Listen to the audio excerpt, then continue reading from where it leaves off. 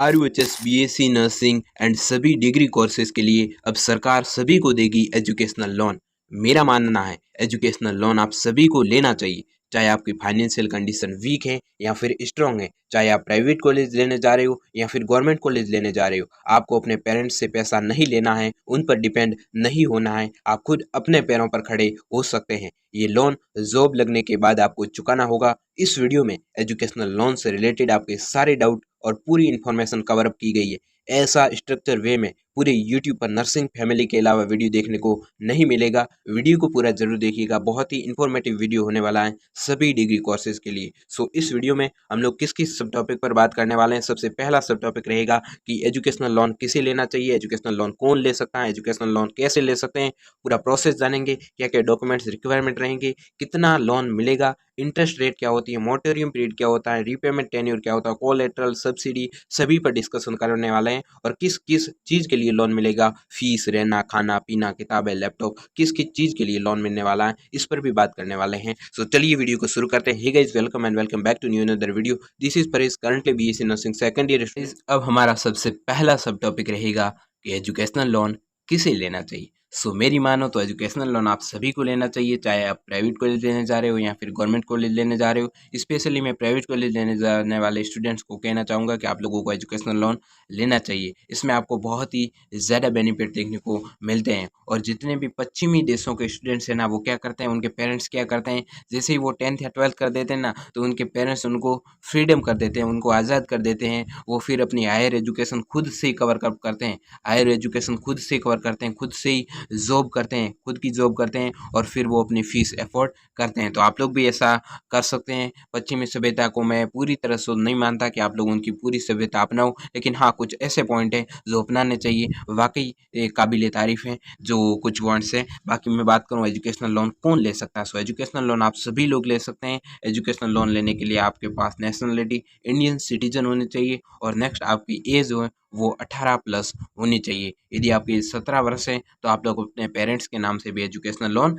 ले सकते हैं। तो अब हम लोग बात करने वाले हैं कि एजुकेशनल लोन का प्रोसेस क्या रहेगा। प्रोसेस बहुत ही सिंपल रहेगा। सबसे पहले तो आपने जो भी बैंक सेलेक्ट किया है उस बैंक में आपको जाना है। और आप लोग भी जानते हैं प्रोसेस बहुत ही सिंपल है, लेकिन आप लोग जितना हार्ड बनाएंगे उतना ही हार्ड बनेगा। आप लोगों को क्या करना है, हम जो स्टेप बता रहे हैं उसको फॉलो करते जाइए। सेकंड नंबर पर क्या स्टेप रहेगा, आप लोगों को बैंक में जाकर पूछना है। सबसे पहली बात कि आप लोगों को एसबीआई बैंक वालों के पास क्या करना है, लंच टाइम में नहीं जाना, क्योंकि लंच टाइम में वो बिजी रहता है, आप लोग भी जानते हो। सेकंड नंबर पर आप लोगों को लोन के लिए पूछना है कि आप लोग प्राइवेट कॉलेज वालों के लिए, गवर्नमेंट कॉलेज वालों के लिए कितना लोन देते हो, किस प्रकार से आपका क्राइटेरिया रहेगा। वैसे इस वीडियो के माध्यम से तो मैं आपको बताने वाला हूँ, लेकिन आपको जनरल में आपको पूछना है। उसके बाद में आपको लोगों को वो एप्लीकेशन फॉर्म देंगे, एप्लीकेशन फॉर्म आपको सबमिट करना है, सारे डॉक्यूमेंट के साथ सबमिट करना है। जो डॉक्यूमेंट्स रहेंगे वो मैं आपको अभी बता ही दूंगा सेकंड, और फिर आपका लास्ट में लोन आपको वितरित कर दिया जाएगा, लोन आपको मिल जाएगा। और इसमें आपका कितना प्रोसेस रहेगा वो मैं आपको बताने वाला हूँ, और क्या क्या बैरियर देखने को मिलेंगे वो भी हम वीडियो में वन बाय वन डिस्कशन करते रहेंगे। अब हम लोग बात करने वाले हैं कि आपका टाइम ड्यूरेशन क्या रहेगा, लोन आपको कितने टाइम बाद मिल जाएगा, प्रोसेस में कितना टाइम लगेगा। इस पर अगर मैं बात करूँ ना,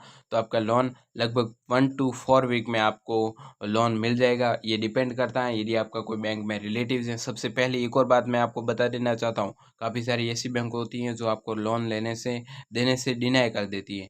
लेकिन यदि आपका कोई रिलेटिव्स होगा, कोई पहचान वाला पर्सन होगा, मैं तो कहता हूँ, मैं सजेस्ट करता हूँ कि यदि आपका कोई दूर का रिश्तेदार है उनसे कॉन्टैक्ट करो, वो आपको लोन दिलवाने में हेल्प करेंगे। सबसे पहली और बड़ी बात, कोई रिलेटिव्स हैं बैंक में तो उससे कॉन्टैक्ट करिए, आप लोगों को लोन आसानी से मिलेगा। फिर सारे डॉक्यूमेंट्स यदि रेडी है ना, आप लोगों ने देखा होगा गवर्नमेंट बैंक्स का बहुत ही ज़्यादा झंझट होता है, और आप लोग लोन लेने जा रहे हो, इसमें आपका सारा डॉक्यूमेंट्स वेरिफिकेशन होना चाहिए। आपके आधार कार्ड में यदि नाम गलत हैं या फिर एड्रेस गलत है, सारा कुछ छोटी से छोटी चीज़ सही करवा दीजिएगा। और मैं आपको बताऊंगा कि कौन कौन से डॉक्यूमेंट चाहिए होंगे, और यदि आप लोग अवेयर होंगे ना, तो आप लोगों को लोन आसानी से मिल जाएगा। आपको पता होगा क्या रूल्स है, क्या आपको डॉक्यूमेंट चाहिए होंगे, सारा कुछ जो चीज़ें हैं वो आपको पता होनी चाहिए, तो आपको लोन का जो ड्यूरेशन है वो घट के कम हो जाएगा और आप लोगों को लोन जल्दी से मिल जाएगा। लोन देगा कौन? सो लोन आप लोग जानते हैं अपने गवर्नमेंट ऑफ इंडिया की, लोन आप लोग जानते ही अपने गवर्नमेंट ऑफ इंडिया की खुद की वेबसाइट है विद्या लक्ष्मी नाम से। आप लोग वेब क्रोम पे जाके इस वेबसाइट को सर्च कर सकते हैं, आप लोगों को ये मिल जाएगी। इसमें आप लोग खुद से एप्लीकेशन फॉर्म अप्लाई कर सकते हो। इसमें आपको सारा जो आपका प्रोसेस है वो ट्रैक भी कर सकते हो कि आपका लोन कहाँ तक पहुँचा है, कितना पहुँचा है, सारा कुछ आप लोग इसमें डाटा देख पाओगे। अगर मैं नेक्स्ट बात करूँ, आप लोग खुद बैंक में जाकर भी लोन ले सकते हो। सबसे पहले कॉलेज का खुद का बैंक होता है, खुद का बैंक मीन आपका जो कॉलेज है वो बैंक से कनेक्ट होता है, वो आपको लोन प्रोवाइड करता है। सेकेंड नंबर पर गवर्नमेंट बैंक से आप लोग लोन ले सकते हो। थर्ड नंबर पर आप लोग प्राइवेट बैंक से भी लोन ले सकते हो। सो गवर्नमेंट बैंक से तो आपका लोन लेना आसान होता है, सेफ भी होता है, और प्राइवेट बैंक से उससे भी आसान होता है, लेकिन सेफ थोड़ा सा मैं कहूँगा थोड़ा सा कम होता है। और आप लोगों के जो प्राइवेट बैंक होते हैं वो यदि आप लोग लोन भर नहीं पाते हो ना, तो वो एक्शन थोड़ा हाई लेवल का लेते हैं, लेकिन जो गवर्नमेंट बैंक्स होते हैं वो एक्शन कम लेते हैं। नेक्स्ट बात करेंगे कि आप गवर्नमेंट बैंक कौन कौन से हैं जहाँ से आप लोग लोन ले सकते हैं। गवर्नमेंट तो बैंक वैसे तो 12 बैंक्स हैं, उसमें से आपको लोग किसी भी बैंक से लोन ले सकते हैं। एसबीआई है, आपका पंजाब नेशनल बैंक, पीएनबी है, बैंक ऑफ बड़ौदा है, यूको बैंक है। सो इन सारी बैंक से आप लोग लोन ले सकते हैं। नेक्स्ट अगर मैं बात करूँ प्राइवेट बैंक से, सो कुछ भरोसेमंद प्राइवेट बैंक्स हैं जहाँ से भी आप लोग लोन ले सकते हैं। आईसीआईसी बैंक है, यस बैंक है, एचडीएफसी बैंक है, एक्सिस बैंक है, आईडीएफसी बैंक है, आरबीएल बैंक है। सो ये सारी बैंक है जिसे मैं प्रेफर करता हूँ, यहाँ से आप लोग लोन ले सकते हैं। अगर मैं नेक्स्ट बात करूँ डॉक्यूमेंट्स क्या क्या चाहिए होंगे, सो डॉक्यूमेंट्स आप लोगों को चाहिए होंगे। सबसे पहले तो आप लोगों को एप्लीकेशन फॉर्म आप लोगों का फिल किया हुआ आप लोगों को जमा करवाना है। सेकंड नंबर पर एडमिशन लेटर, जो आपका एडमिशन लेटर होता है जो को आप लोग को कॉलेज अलॉट हुई है वो आपको चाहिए होगा। Fees structure with college seal, बहुत ही इंपॉर्टेंट, आप लोगों के फीस में वहाँ दिया होगा कि कितनी फ़ीस है, कितनी स्पोर्ट्स फीस है, कितनी लाइब्रेरी फीस है, वो सारा दिया ही होगा। आप लोगों को इसमें कुछ करना नहीं होता। सो फीस स्ट्रक्चर, आपका प्रोस्पेक्टस ऑफ कॉलेज, एंड फिर identity proof like voter ID, आपका आधार कार्ड चलेगा, ड्राइविंग लाइसेंस चलेगा, पासपोर्ट लाइसेंस आपका चलने वाला है, और आपका पैन कार्ड भी चलेगा। नेक्स्ट आपका रहेगा पासपोर्ट साइज फ़ोटो आपके पास होना चाहिए। एड्रेस प्रूफ्स लाइक आपका आधार कार्ड है, ड्राइविंग लाइसेंस, इससे आपका एड्रेस भी वेरीफाई हो जाएगा। उसके बाद में एकेडमिक मार्कशीट, 10th 12th की मार्कशीट चाहिए होगी, वो आपके पास होगी ही। उसके बाद में आपका गैप सर्टिफिकेट, यदि आपके गैप हैं बीच में तो गैप सर्टिफिकेट भी वो लोग मांग सकते हैं। और उसके बाद में pan card, pan card students and parents दोनों का पैन कार्ड मांगते हैं। नेक्स्ट अगर मैं बात करूँ, सो आप लोगों को चाहिए होगा आपने जो एग्ज़ाम में स्कोर किया है ना, जो आपका प्रूफ है वो आप लोगों को करवाना है जमा। आपकी जो मेरिट बेस्ड सिलेक्शन हुआ है, जो आपका अलॉटमेंट लेटर है, वो आपको जमा करवाना होता है। चलिए नेक्स्ट अगर मैं बात करूँ प्रूफ ऑफ पेरेंटल इनकम, सो ये बहुत ही इंपॉर्टेंट पॉइंट है, और काफ़ी सारी ऐसे स्टूडेंट्स हैं जो इसको देखकर थोड़ा सा निराश हो सकते हैं, लेकिन हाँ मैं आपको बताऊंगा क्या क्या दिक्कत फेस करनी पड़ती है। सबसे पहले तो जिनको सैलरी मिलती है ना, उनको लोन बैंक आसानी से देता है। यदि आप लोग बैंक में जाओगे, किसी के फादर यदि गवर्नमेंट जॉब में, आप लोग बैंक में जाओगे आपको लोन आसानी से मिल जाएगा। लेकिन जो एग्रीकल्चर से जिनकी सैलरी नहीं आती है, 3 महीने लग जाते हैं, 4 महीने लग जाते हैं, सो उनके लिए थोड़ा सा दिक्कत वाली बात है। लेकिन उनको मैं बताने वाला हूँ कि किस प्रकार से आपको भी लोन मिलेगा। प्रूफ ऑफ पेरेंटल इनकम ये बहुत ही इंपॉर्टेंट फैक्टर है, और मैं आपको बता दूं इसी फैक्टर के आधार पर बैंक आपको लोन देता है। यदि ये फैक्टर है, देखिए मैंने आपको वैसे बताया था वीडियो में कि मैं ग्राउंड रियलिटी पर बात करने वाला हूँ। सबसे पहले जिनको भी पेरेंट्स आपके सैलरी मिलती हैं, जो पेरेंट्स आपके गवर्नमेंट जॉब में, उनको लोन आसानी से मिल जाता है। लेकिन जो एग्रीकल्चर से मेरे भाई बहन हैं, मैं भी मेरे भी फादर एग्रीकल्चर में हैं, सो उनको लोन थोड़ा सा मुश्किल से मिलता है। लेकिन यदि आप लोग जेन्युइन होंगे ना, आप लोगों को अब जो स्कोर है वो अच्छा होगा तो वो आप लोगों को लोन प्रोवाइड कर देंगे। बाकी बात करें जो सैलरीड क्लास होती है उनको क्या करना है, लास्ट 2 ईयर की आप लोगों को इनकम टैक्स आप लोगों को वहाँ जमा करवाना है। फॉर्म 16 जमा करवाना है, लास्ट 3 मंथ की salary slip and last 6 month की बैंक स्टेटमेंट्स आपको देनी है। और फिर एग्रीकल्चर वालों के लिए मंडल रेवेन्यू ऑफिस है, इनकम सर्टिफिकेट इश्यूड बाय ट्रांस डीलर, आप लोगों के रेवेन्यू डिपार्टमेंट एविंग स्टेट लेवल गैजेट, ये सारा कुछ ज़्यादा रिक्वायरमेंट रहेगा नहीं। आप लोग यदि जेन्युइन होंगे ना तो वो आप लोगों को लोन दे देगा। एक बार आप लोग अपने बैंक से संपर्क जरूर करिएगा। वीडियो को पूरा अभी आपको देखना है, अभी तो आपको बहुत सारी इन्फॉर्मेशन देखने को मिले। बात करने वाले हैं कि आपको एजुकेशनल लोन मिलेगा कितना। सो आपको जो लोन मिलने वाला है वो 10 लाख तक लोन मिलेगा।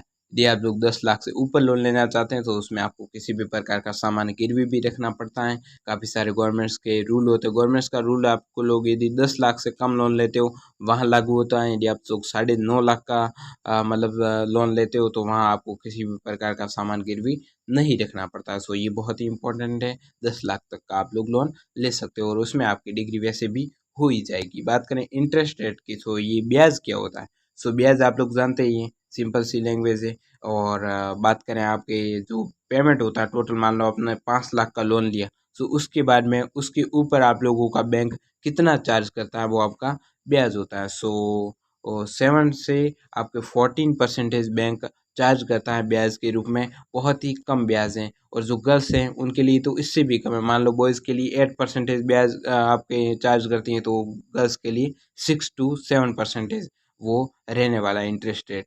बात करें, ये बैंक टू बैंक वेरीज करता है। काफ़ी सारी कंडीशंस होती हैं, वो आप लोग बैंक में जाओगे ना उसके बाद ही पता लगेगी। सो ये तो आपका हो गया इंटरेस्ट रेट। उसके बाद में मोरेटोरियम पीरियड क्या होता है। आप लोग जानते हैं कि काफ़ी सारे स्टूडेंट्स ने मेरे को कमेंट भी किए थे कि आप लोगों के लोन पे कब करना, वापस जमा कब करवाना। सो आप लोगों को मान लो ये आपकी डिग्री ख़त्म हो गई, ये आपका डिग्री वाला पीरियड है। उसके बाद में भी बैंक आपको टाइम देता है, 6 to मैक्सिमम 2 ईयर का टाइम देता है। तब तक आप लोगों को सक्सेस हो जाना है और उसके बाद में आपकी किस्तें शुरू हो जाएगी, ईएमआई शुरू हो जाएगी और उसके बाद में आपको लोन धड़ाधड़ भरना होता है। सो ये आपका कुछ इस प्रकार से रहेगा। चलिए बात कर लेते हैं रीपेमेंट टेन्योर, इसके बारे में बता ही दिया है। नेक्स्ट अगर मैं बात करूँ कोलेटरल, सो इसके बारे में बता चुका हूँ। कुछ सामान गिरवी रखना होता है।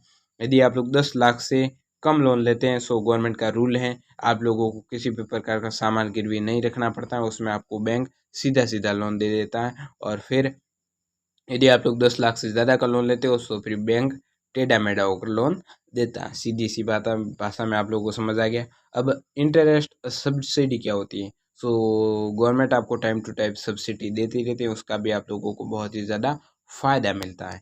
चलिए नेक्स्ट अगर मैं बात करूँ, किस किस चीज़ के लिए लोन मिलता है। For what purpose can we take educational loan. Educational loan किस किस चीज़ के लिए मिलता है। सबसे पहले तो ट्यूशन फीस के लिए। ये जो लोन होता है ना, वो सीधा आपके बैंक को ट्रांसफ़र किया जाएगा। आपके पास किसी भी प्रकार का पैसा नहीं आएगा, बैंक से खुद कॉन्टेक्ट करेगा बैंक और वो आपका पैसा बैंक से कॉलेज में ट्रांसफ़र कर दिया जाएगा। हॉस्टल एंड मेस फीस, यदि आपके कॉलेज से अटैच है तभी आपको ये हॉस्टल एंड मेस फीस का खर्चा देखने को मिलेगा। बात करें लैपटॉप की, तो लैपटॉप में भी आपके जो दुकान होगी उसका बनेगा और वो लैपटॉप पर भी डायरेक्ट आपका पे किया जाएगा। बात करें बुक्स की, हाँ ये आपको खुद को दिया जाता है। 20,000 आपके पास रहेगा और 20,000 से ज़्यादा आपको नहीं मिलेगा। आपको 1 साल का 20,000 से बुक का दिया जाता है। बात करें ट्रांसपोर्टेशन, हाँ ट्रांसपोर्टेशन का भी आपको खर्चा दिया जाता है। नेक्स्ट अगर मैं बात करूँ, थैंक यू।